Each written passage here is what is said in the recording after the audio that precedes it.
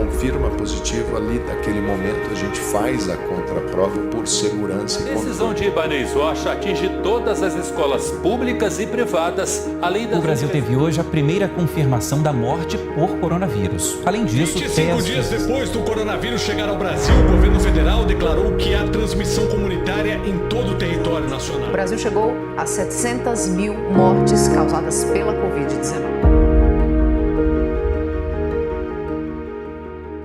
Em dezembro de 2019, a Sala de Situação, que é um laboratório vinculado à Faculdade de Saúde, nos procurou na diretoria para dizer, olha, parece que tem uma epidemia nova e parece que essa epidemia vai chegar aqui no Brasil. E queria saber se a Universidade de Brasília tem interesse em se preparar caso ela chegue, né? Então esse foi o primeiro contato. E eu falei, temos, claro.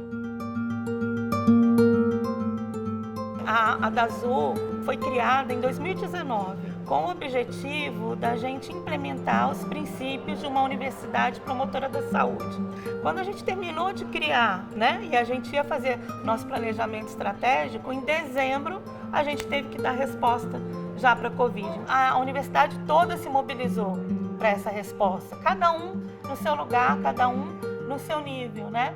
Então, para a gente também foi muito importante ver como a gente, apesar de tudo, né, consegue fazer a diferença para a sociedade e para a vida das pessoas, né?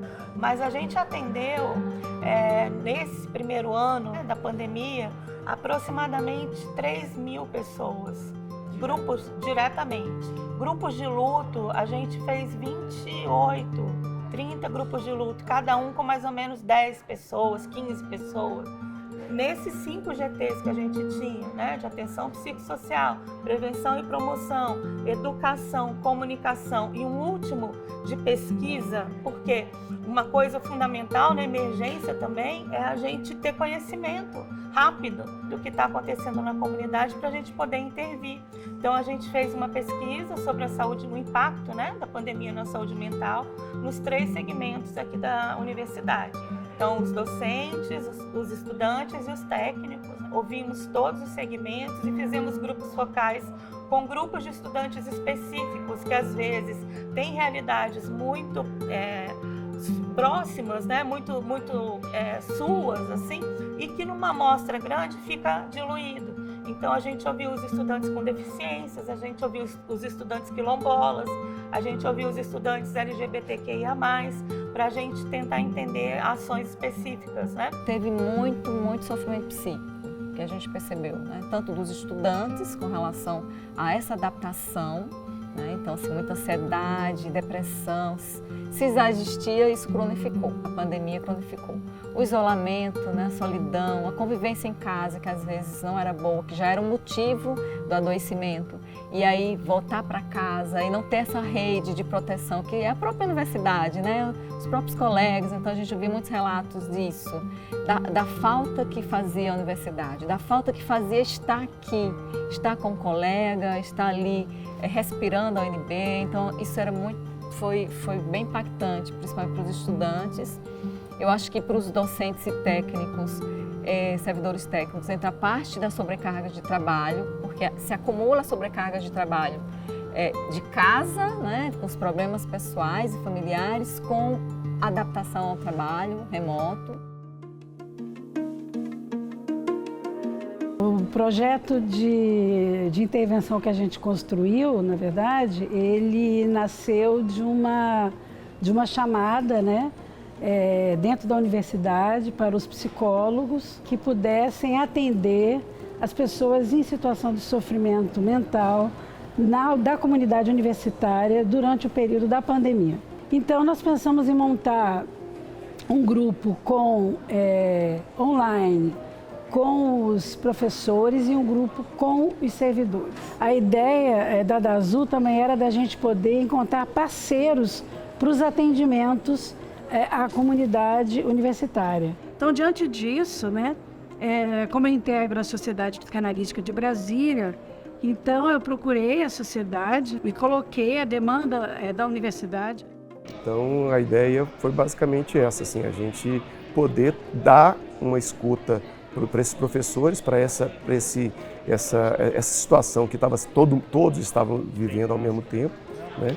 E em todas as áreas, em todos os níveis, de a gente ter um mote, né? Qual era o mote? O mote era a pandemia no ambiente universitário. Esse era o mote inicial para a gente começar o grupo sem exatamente ser uma terapia. A gente não estava propondo ali uma terapia de grupo. Então o grupo forneceu esse lugar de escuta, de fala, mas sobretudo de encontro, de poder interagir, de poder escutar, de poder falar, coisa que estava de algum modo cerceada. Então é um processo de pandemia acontecendo, muito medo, os problemas familiares, né? Então tinha todo um contexto que era tenso, né? E contribuía para gerar essa ansiedade. Daquele grupo a gente podia falar disso, conversar disso, né, e falar sobre as aulas, como é que estava acontecendo, e percebendo que não era o problema, não era só nosso, né? Se a gente não tivesse esse grupo de apoio, era possível que eu buscasse uma licença médica naquele momento, um afastamento por questão da saúde mental.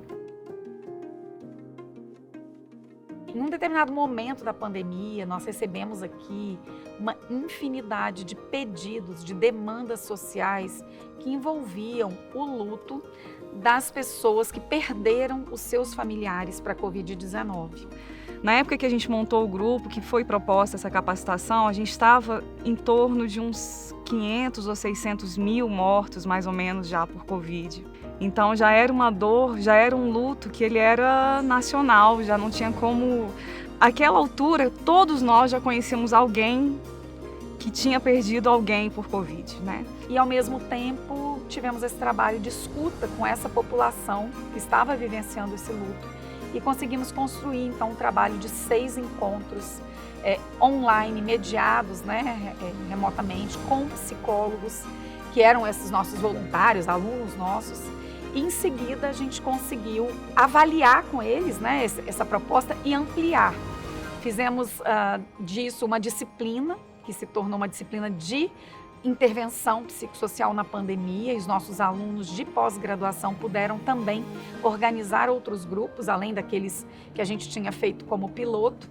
E o mais importante dessa ação, que eu estou aqui resumindo muito, mas foi depois de um determinado momento, quando teve a segunda onda, a gente conseguiu fazer uma parceria com o SUS, com a Secretaria de Estado da Saúde, e fazer uma ação de extensão de forma que essa tecnologia social saísse só da UNB e dos seus alunos e professores para os profissionais do SUS, e com isso a gente ampliou a oferta de uma maneira assim muito expressiva, assim, de 4 grupos passamos para 29 grupos, de 15 a 60 pessoas, que era a nossa proposta inicial, passamos a 435 numa única oferta.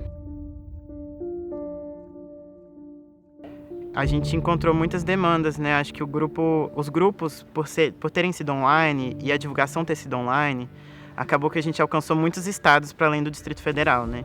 No grupo que eu conduzi, a gente tinha pessoas do Rio, de São Paulo, de Minas Gerais, então a gente tinha contato com pessoas de vários estados e participando do mesmo grupo, né, como pacientes. Tanto a nossa formação quanto os processos grupais também aconteceram de forma online. Tem um benefício da gente ter conseguido atingir pessoas de vários estados do país. Eu lembro que outros colegas compartilharam, né, de pessoas que inclusive nem moravam no Brasil naquele momento.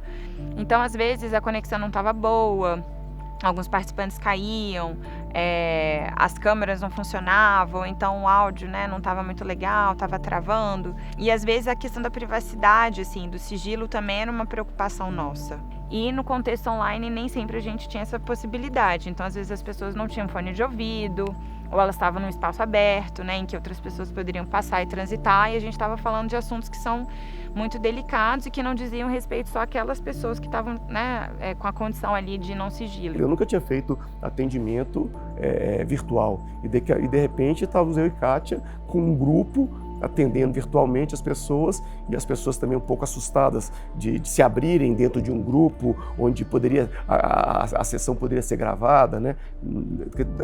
Agora a gente falando fica um pouco mais simples, porém naquele momento lá era basicamente na sociedade de psicanálise basicamente não existia atendimento virtual. Foi mais uma linguagem que a gente conseguiu incorporar nas nossas ferramentas de trabalho. Nasceu aqui conosco, né, a ideia da visita familiar virtual, o prontuário afetivo, né, que aqui o Hospital Universitário desenvolveu, que era uma forma de humanizar aquela pessoa que estava ali entubada, e isso depois foi tomando escala, né, em outros hospitais, outros estados, né. A gente fez uma cooperação com a Itália, que foi muito interessante para nós, né, para avaliar a terapia comunitária como uma possibilidade de resposta à emergência.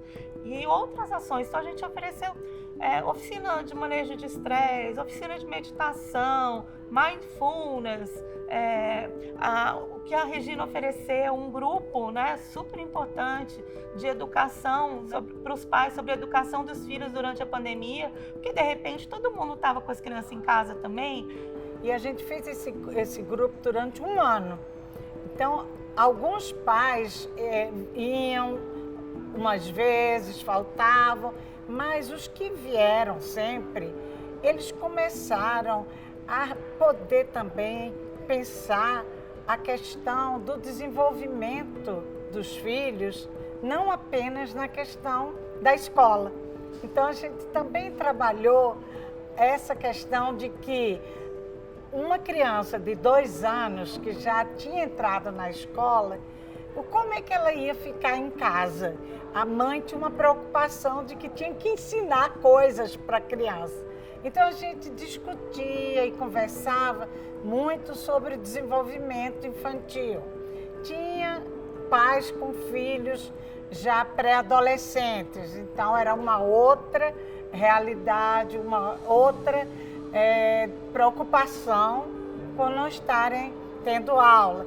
A DASU sai desse momento mais crítico, né, pré-vacina, vamos dizer assim, a gente sai desse momento muito cansada.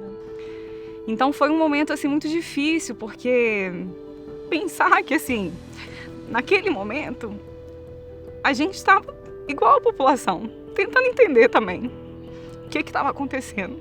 Mas como a gente conseguiu agregar muitas pessoas nesse subcomitê, isso foi muito lindo de ver e viver. E a gente viveu um momento de muita solidariedade.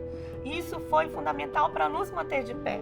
Então a gente tinha professores de cursos diferentes, desde a engenharia, faculdade de comunicação, professores da saúde, que vieram compor conosco. Os estudantes, então o DCE, né, o nosso Diretório Central de Estudantes, junto conosco desde o início, mobilizando também os estudantes, né, e técnicos também vieram trabalhar. Então, um outro fator, né, de proteção em saúde mental é a solidariedade. É você sentir que pode fazer algo por alguém, que aquilo que você faz alguma diferença. Então, o nosso trabalho foi um fator de proteção para nós. Apesar do cansaço, a gente saber que aquilo que a gente estava fazendo estava trazendo diferença na vida de alguém.